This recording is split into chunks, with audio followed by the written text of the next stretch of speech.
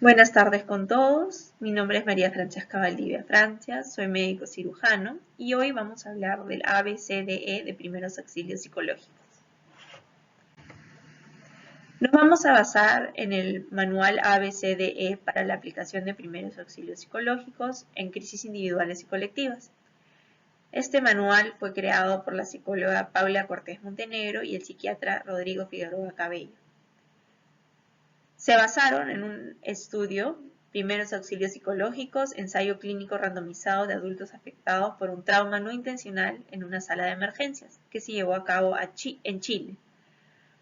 Y está respaldado por la Pontificia Universidad Católica de Chile y la Escuela de Medicina, Departamento de Psiquiatría, Centro Nacional de Investigación para la Gestión Integrada de Desastres Nacionales, el CIGIDE. En cuanto a la agenda, vamos a hablar de antecedentes, ¿sí? Quiénes pueden utilizar este manual, los objetivos de los primeros auxilios psicológicos, la etapa de preparación y el protocolo ABCDE de primeros auxilios, que va a consistir en la escucha activa, el reentrenamiento de la ventilación, la categorización de necesidades, la derivación a redes de apoyo y la psicoeducación. Y vamos a concluir con algunas conclusiones, valga la redundancia.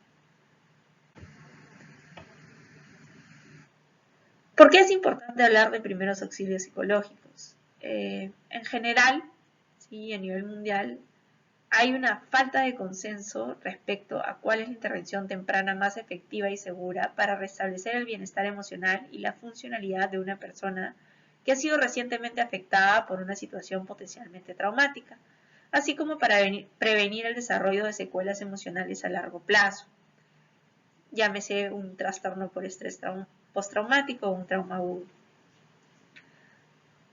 Los primeros auxilios psicológicos, o los PAP por su abreviación, son una técnica de apoyo humanitario para personas que se encuentran en una situación de crisis, que tiene como objetivo recuperar el equilibrio emocional y prevenir el desarrollo de secuelas psicológicas. Hopewell y colaboradores en el 2007 plantearon 5 elementos principales para la intervención inmediata en una crisis: la calma, la seguridad, la autoeficacia, la conexión y la esperanza, que son 5 elementos que se van a ver reflejados a lo largo de este manual. Recordar que la intervención de los primeros auxilios psicológicos tiene naturaleza de asistencia social, donde se debe asegurar la satisfacción de necesidades básicas, como son el agua, los alimentos, el techo, el abrigo, seguridad, información y apoyo a las personas cercanas, entre otras. Entonces, ¿quiénes pueden utilizar este manual o quiénes pueden brindar los primeros auxilios psicológicos? Pues puede ser cualquier persona que participe como apoyo asistencial en la crisis. No tiene que ser necesariamente un profesional de la salud mental. Habiendo dicho eso, es importante la capacitación y el entrenamiento en primeros auxilios psicológicos. Por lo tanto, este manual no reemplaza la capacitación y el entrenamiento, ¿sí? El objetivo de este manual es guiar la aplicación de los primeros auxilios psicológicos en diversos contextos de crisis. ¿Cuáles son los objetivos de los primeros auxilios psicológicos? Pues brindar alivio emocional inmediato en primer lugar, facilitar la adaptación luego de la crisis y prevenir el desarrollo de psicopatología. Cuando hablamos de psicopatología, pues hacemos referencia al trastorno por estrés postraumático, al trastorno por estrés agudo, ¿sí? O trastornos del estado de ánimo, ¿sí? Cualquier patología que pueda presentarse después del evento traumático o de la crisis. Es muy importante hablar de la preparación para brindar los primeros auxilios psicológicos. En primer lugar, debe haber un entrenamiento adecuado. ¿Sí? Uno debe entrenarse para poder facilitar o para poder brindar primeros auxilios psicológicos. Pues debe haber una capacitación y contar con los credenciales necesarios. Se debe coordinar con el equipo u otros equipos, ¿sí? Siempre debe haber un equipo de trabajo para brindar un adecuado engranaje y una adecuada derivación a otros servicios de salud. Siempre debe haber una autoevaluación, es decir, debemos preguntarnos si estamos en condiciones de brindar los primeros auxilios psicológicos, ¿sí? Considerar si hemos pasado un duelo reciente, si tengo alguna patología que no me permita brindar los primeros auxilios psicológicos de manera adecuada. Uno debe informarse sobre la situación, qué es lo que ha ocurrido, a dónde estoy entrando a brindar los primeros auxilios psicológicos. Se debe evaluar la aplicabilidad, es decir, no todas las personas que experimentan una crisis van a necesitar de primeros auxilios psicológicos. Y también debemos valorar qué personas deben acudir a una emergencia psiquiátrica de ser necesario. Y finalmente, y no menos importante, uno siempre debe identificarse. Es decir, debe brindar su nombre, su institución y las razones por las que está presente en el lugar. Y, de ser posible, contar con credenciales que lo identifiquen. Y así como uno se identifica, siempre pedirle a la persona a la que le vamos a brindar los primeros auxilios psicológicos que se identifique. En cuanto al protocolo propiamente dicho, tenemos el ABCDE de primeros auxilios psicológicos. La letra A, por la escucha activa, ¿sí? La letra B, por el reentrenamiento de la ventilación. La letra C habla de la categorización de necesidades. La letra D, en cuanto a la derivación a redes de apoyo. Y la letra E, respecto a la psicoeducación. Entonces vamos a hablar de cada uno de estos pasos del protocolo. En primer lugar tenemos la escucha activa. La escucha activa debe durar entre aproximadamente 10 a 20 minutos, ¿sí? La persona puede querer o no contarnos su historia y tenemos que respetar este espacio, ¿sí? Debemos dar un espacio para que la persona cuente de manera espontánea lo que ha ocurrido o lo que le está ocurriendo sin presionarlo. Y si desea guardar silencio, nuevamente lo vamos a respetar y vamos a permanecer a su lado, también en silencio. La idea central de la escucha activa es ser capaz de transmitirle a la otra persona que allí hay un ser humano que está comprendiendo lo que le pasa. Debemos tener mucho cuidado con el furor candis. ¿Qué es el furor candis? Pues este deseo irreflexivo de querer hacer algo por ayudar, cualquier cosa, y no siempre va a ser la mejor opción que podemos ofrecerle a la persona. Entonces tenemos que tener cuidado con esto. Y siempre tener presente que el lenguaje corporal es muy importante en este paso. Es decir, las posturas, los gestos, el contacto visual. Es una herramienta fundamental para transmitir comprensión y empatía para con la persona. Entonces, ¿qué debo hacer o qué no debo hacer al momento de aplicar la escucha activa? ¿Qué es lo que debo hacer? Pues hacer entender al afectado que lo estoy escuchando, ¿sí? ¿Cómo puedo hacer esto? Pues a través del parafraseo. Repetir con otras palabras o hacerle entender en otras palabras que estoy entendiendo y estoy escuchando lo que me está diciendo. Se debe tener paciencia con el relato sin preguntar por detalles que la persona no ha referido, ¿sí? No estamos buscando hacer un debriefing, ¿sí? Lo que buscamos es que la persona nos cuente su experiencia. Debemos tolerar los espacios de silencio, el llanto o la pena.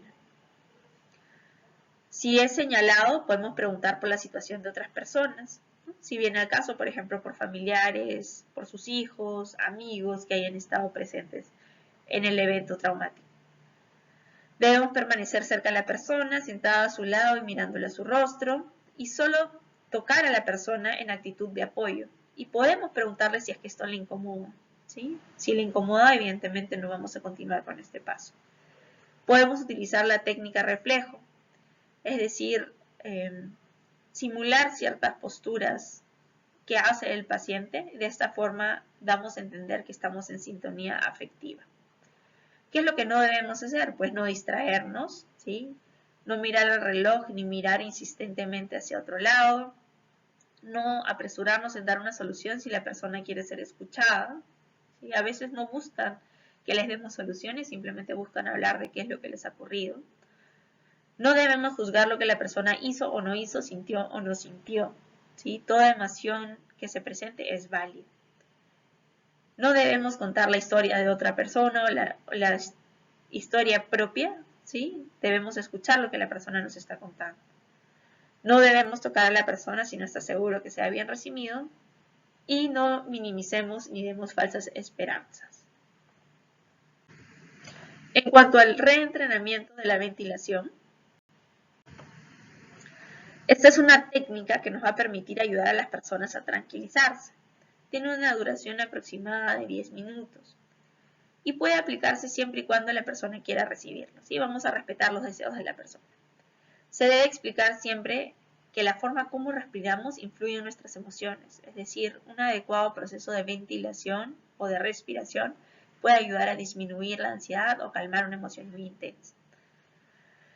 Después de aplicar la técnica se le debe informar a la persona que puede continuar usándola en casa durante 10 minutos, 3 veces al día y cada vez que se sienta desbordado emocionalmente, que la emoción sea muy intensa. Entonces, ¿cuáles son los pasos para el reentrenamiento de la ventilación? En primer lugar, debemos dirigirnos a la persona y decirle que es una técnica que consiste en inspirar y exhalar y luego esperar un momento con los pulmones vacíos hasta que volvamos a inspirar. Que lo más importante de esta técnica es la pausa luego de vaciar los pulmones. Para que nos puedan entender mejor, podemos pedirles que lo practiquen con nosotros, podemos practicarlo junto a ellos.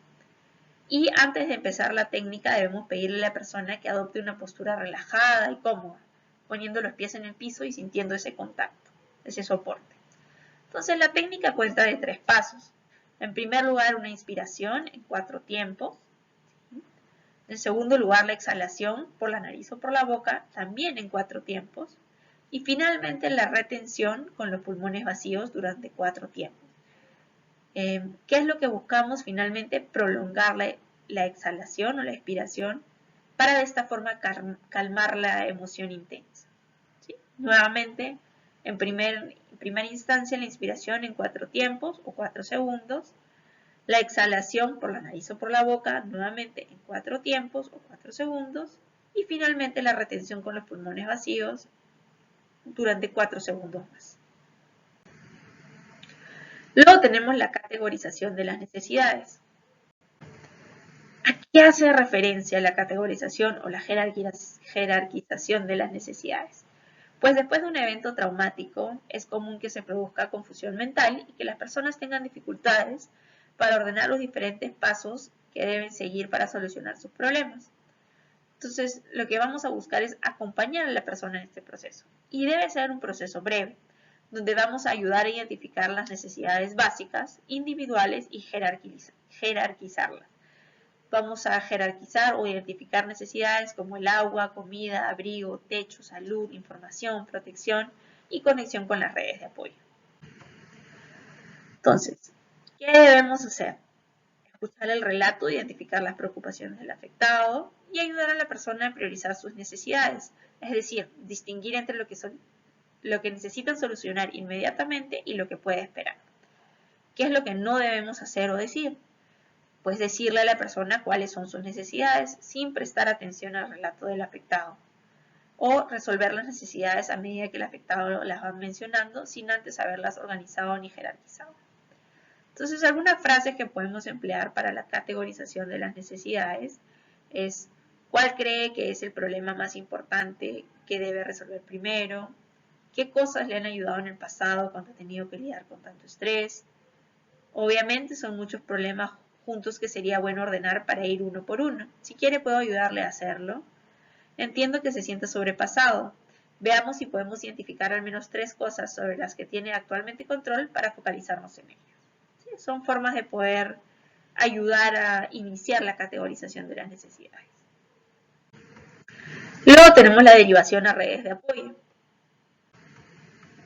Una vez identificadas y jerarquizadas las necesidades, debemos ayudar a la persona a contactar a las personas y o servicios de apoyo social que podrán ayudarle a satisfacer dichas necesidades actualmente y más adelante. Importante recordar que la primera red de apoyo es la familia y los amigos. Entonces, ¿qué debemos hacer o decir? Facilitar el contacto con sus familiares, amigos o con el trabajo. Para poder lograr esto, podemos llamarlos, contactarlos de ser necesario. Y debemos hacer sugerencias prácticas sobre cómo recibir la ayuda necesitada. ¿Qué es lo que no debemos hacer? Pues tomar la iniciativa de ayudar a la persona con asuntos que él mismo puede hacer. No queremos realizar las actividades por la persona, sino queremos fomentar que ellos mismos las realicen. Finalmente, y no menos importante, tenemos la psicoeducación. ¿En qué consta la de psicoeducación? Pues en promover estrategias de respuesta positiva ante el estrés. Es muy importante que se normalicen las reacciones emocionales, que aunque incómodas, son normales en situaciones de crisis. Podemos tener reacciones como la labilidad emocional, dificultad para pensar, insomnio y angustia. Entonces, aquí tenemos algunas reacciones emocionales, ya sean, valga la redundancia, emocionales, cognitivas, físicas e interpersonales comunes frente a experiencias traumáticas recientes, que debemos normalizar. En cuanto a las reacciones emocionales, pues podemos tener estado de shock, terror, irritabilidad, sentimiento de culpa hacia sí mismo y hacia otros, rabia, dolor o tristeza, embotamiento emocional, sentimientos de impotencia, pérdida del disfrute derivado de actividades familiares, dificultad para sentir alegría, dificultad para experimentar sentimientos de amor y cariño por otros. En cuanto a reacciones físicas, tenemos fatiga, cansancio, insomnio, taquicardia o palpitaciones, sobresaltos, exaltación, incremento de dolores físicos, reducción de la respuesta inmune, dolores de cabeza, perturbaciones gastrointestinales, reducción del apetito, reducción del deseo sexual y vulnerabilidad a las enfermedades. En cuanto a las reacciones cognitivas, podemos presentar dificultad para concentrarnos, dificultad para tomar decisiones, dificultades de memoria, incredulidad, confusión, pesadillas, autoestima decaído, noción de autosuficiencia disminuida, pensamientos de culpa, pensamientos o recuerdos intrusivos sobre el trauma, preocupaciones o estados disociativos. ¿Sí? Y en cuanto a las reacciones interpersonales, pueden haber un incremento de los conflictos interpersonales, retraimiento social, reducción de las relaciones íntimas, alienación, dificultad en el desempeño laboral o escolar, reducción de la satisfacción, desconfianza, externalización de la culpa, externalización de la vulnerabilidad, sensación de abandono, rechazo y sobreprotección. Todas estas reacciones son muy válidas y tenemos que conocerlas para poder normalizarlas. Finalmente, debemos tener presentes los criterios para derivar una urgencia psiquiátrica. ¿Sí? Es decir, puede que en estas personas no funcionen los primeros auxilios psicológicos o en su defecto se han aplicado los primeros auxilios psicológicos y no disminuye la intensidad de la emoción.